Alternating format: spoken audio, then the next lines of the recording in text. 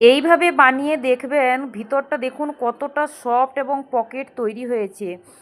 অসম্ভব টেস্টি হয়, আর যতক্ষণ রাখবেন এইভাবে ফুলা অবস্থাতেই থাকবে লুচির মতো।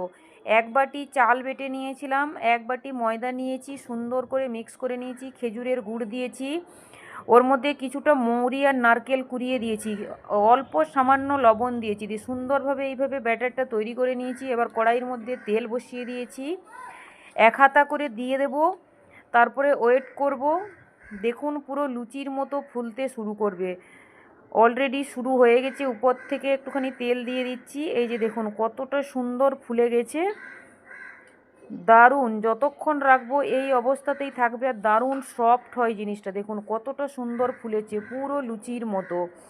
এইভাবে যদি বানাই, খেতেও যেমন টেস্টি হয় আর দেখতেও সুন্দর লাগে, দেখুন কতটা সুন্দর হয়েছে।